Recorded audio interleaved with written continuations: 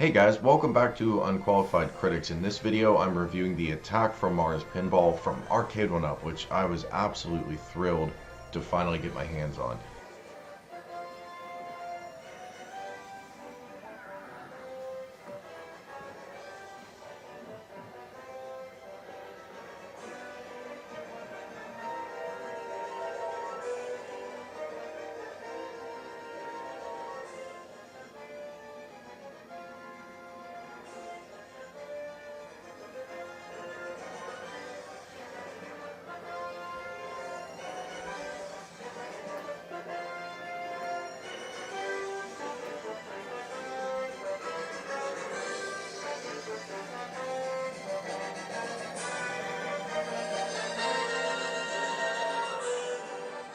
In this video, I'm going to break down if I feel this is worth the $599 and try to give you the finer points for experiencing this cabinet, because for a lot of us, a commercially available pinball is kind of hard to wrap our head around.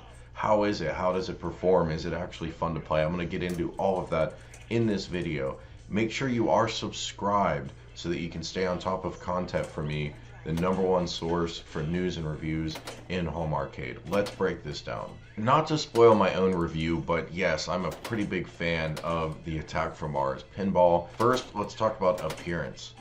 On this front, this cabinet is absolute dimes. They knocked it out of the park with the design. Beautiful artwork, very closely matching the original. Yes, they did have to clip the artwork on the back glass to make it fit the slightly wider back glass display than the original had. The original was, from any photos I've ever seen, looks like a true square, and that's not the case here. So that's a little bit lame, but overall the cabinet is gorgeous, and I love that they have the artwork extending to the front of the machine, just like the original. So it's not a blank space with some logos on it. It actually is part of the Attack from Mars logos. That is one of the few things that set this apart from the other Arcade1up pinball machines that are currently available. Also, if I'm talking about the appearance and the design, I have to talk about having a separate DMD display. I think that's absolutely the right move. What am I talking about? Well, if you look at the Legends pinball, you could have a dynamic back glass display with dynamic artwork based on which game you're playing. So instead of basically a sheet of plastic with art printed on it, you've got a screen that will display the artwork. The problem is it doesn't have a DMD below it, just has an At Games logo. So you get the DMD display embedded in the artwork, which in my opinion takes away from the authenticity. But something I hadn't thought of until I started playing this, it would make the game less efficient to play, because you're effectively moving up the DMD display with your score and your other information higher on away from the playfield. Here in the Arcade1up, the DMD is lower. It's positioned where it should be, between the two stereo speakers underneath the artwork, which makes it easier to pop your eyes up just a few inches and take a look at how you're doing as you play. Now, of course, you can turn on scoring in the playfield. I just personally hate that. That's great if you're playing on a PC, but if I'm going to be playing on a multi-monitor setup, I want that DMD display. And I think they made the right choice by giving us a dedicated DMD. And I'm not saying that to bash the Legends Ultimate either. I just think that actually in playing this cabinet, that is a standout of the design. But let's talk about quality, because, well, there are some drawbacks on the quality front. As you guys have probably imagined, there were some corners that had to be cut here clearly to make the cost work. First off, this is by far the most complex product Arcade1up has ever built. There's just no question. There's so many different boards. There's so many different components. There are physical moving components, which we've not had before. It's just overall designed really thoughtfully, but where they saved some money was in the quality of some of the parts. The tactile feel of playing it leaves a little bit to be desired. The buttons are very squishy, and you pair that with weak solenoids that apparently aren't positioned for optimal knocking, well, you're going to get a tepid pinball experience. It's not going to feel as sharp as it looks as a machine. Now, replacing buttons is quite easy, and I'm going to be doing that, and I'd recommend you do it too. If you spend the money on this machine, get some better buttons, so when you're hitting those flippers, you're going to feel some click, because Lord knows you're not going to get a lot of solenoid feedback. Some YouTubers have moved the solenoids elsewhere in the machine. They've had some success with that. I think Ralph put a bass shaker in the cabinet. So there are definitely things you can do to improve, but out of the box, it does leave a bit to be desired. And it stands out initially as probably the most underwhelming thing about the machine. As a positive, I really like how user accessible they've designed this machine, which I do consider a bit of quality. The back box and the rear of the cabinet each have removable panels, which make it really easy to access your cabling. And actually the cabling itself is really well organized. There's even a notch to store the HDMI cable before you assemble the machine. So in other words, part of the packaging is built into the cabinet, which is really nice. And elsewhere you will see cabling really set in place with like an extra bit of MDF cut out to hold it still. So it's just all very, very solid, which is smart because you're gonna be jostling this cabinet around to activate nudge with that accelerometer feature. And that's one of the things I do like about this machine quite a bit. All the features are designed to work together with every single table. There are no exceptions. The Legends Pinball has much better specs than this, there's no question. But if you're playing streamed games, some of the features will work and some won't. Here, you turn it on and it's ready to play. And I think that that counts as a bit of quality. That makes the machine that much more appealing. A con or a disadvantage on the quality front would be something kind of simple and what I would think would be an easy fix. The brightness. It's too damn high. The black levels are terrible. What do I mean by that? Well, the letterboxing or the black bars at the top or bottom that a lot of you are irritated by, they're really, really bright. Imagine if there's a part of a screen that you shouldn't be looking at, aka these black bars, and imagine there's a giant spotlight on them all the time. That's what this is. This is a low-cost LCD display, so to cheat the system and get a better image out of it, if you're trying to display a black background, is simple. Turn the brightness down. I hope Arcade1up will release an update that allows us to control the brightness, or if they would release an update with better, more optimized brightness settings for that DMD display, I think that would be a win. It is much needed here. I remember the Gen 1 cabinets that had a black playfield like Asteroids. I have an Asteroids, and you can buy a second-hand PCB controller board for the display, not for the PCB that actually runs the game, but for your LCD display with onboard controls for brightness. Makes a world of difference. With the same crappy LCD display, the game looks much better. We need something like that here. Next, let's talk about the playfield itself. It's one of the most important parts for sure. Again, I suspect this would benefit from turning the brightness down. However, here at least, there are reasons to have the brightness cranked up that involve achieving a maximum brightness for parts of these games when you need an otherwise dark playfield, but you need a couple spotlights on the machine. I would probably turn the brightness down slightly so that we get a little less washing out of the colors, but I get what they're going for. And from what I've heard and been told, and in my discussion with Mario from Buy Stuff Store, this is the least washed out of the playfields of all of the Arcade1up pinballs. So this is as good as it's going to get for Gen 1 Arcade1up pinball. But let's talk about that 24-inch playfield. To be honest, I thought I would hate the 24-inch size. I don't. I really don't. And I know that probably sounds lame. I know a lot of you feel this should have been larger, and I'm not saying it shouldn't have been.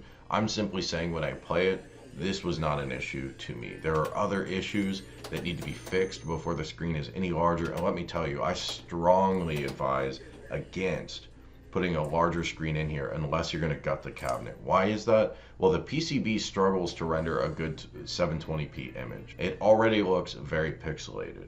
If you're going to blow that up any larger than it is, you're going to make it look even worse. I just do not recommend it. Again, unless you're going to rip everything out and put a PC in this bad boy. But if you're going to do that, you know, would you really want to pay $600 for this cabinet? Probably not. The visible pixelation on the flippers in particular, just, I don't know why, but that took me out of the immersion. The blurry text, all of this detracts from the otherwise really immersive experience of playing pinball here. But take a look at this. Side-by-side comparison of 720p on a PC with Pinball FX3 and 720p here on the Arcade1up. Now the Arcade1up is not running Pinball FX3, but these are the same tables and it is the same company, Zen Studios. So what's different? Well, I have two theories, and maybe both are true. One possibility is the underlying quality of the asset is worse on the Arcade1up. Why would that be? Well, maybe they were short on storage space and they needed to compress everything down. That's possible. The other possibility is the smoothing filters that they use on PC aren't being carried over to the Arcade1up. Now those filters require some processing power, so it's possible they cut that to maintain that 60 frames per second. So maybe this just had to be done. I'm simply pointing out, when you look at this screen and you think, man, this is really jagged, It's not entirely the fault of it being 720p because as we can see here, 720p is not great, but it really isn't as bad as what we get on the Arcade1up.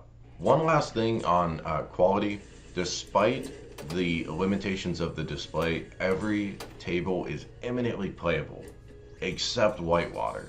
The ball rolls at a much higher speed than the others, which I think is a software issue. I don't think it's intentional, but because of the extra speed, the ball movement is choppy and it is not tracking well across the screen. It makes the whole thing virtually unplayable. Thankfully, this doesn't affect the other tables. I have reached out to Arcade1up for comment if this is something they can fix with a software update, which I really would think it is. When it comes to the overall experience of the cabinet and the software, selecting your tables, booting up the machine, loading a game, it's all very, very nice. You can tell this was made with love. I would also put in that category the settings. You have a ton of settings options. I did have one nitpick with the settings. Generally, when you set them, you're setting them globally for all tables, but the Williams extras, so the extra little animations and the extra little graphics on the screen, that has to be turned on for each individual table that you want it on. I guess that's okay because you might want to turn it off, for example, in Whitewater to preserve some performance, although it's still unplayable. So I can kind of see why they would have done that, but it's not really intuitive because it's in the other settings menu. There's no global versus table specific settings menu, so that's kind of hidden. Not a big deal though. And the animations on screen as you select your tables or as you scroll through the available tables is really cool. It's got this nice vibrant comic book artwork style, very neat. It's got the nice soothing music that you would expect from Zen. Overall, a really good experience.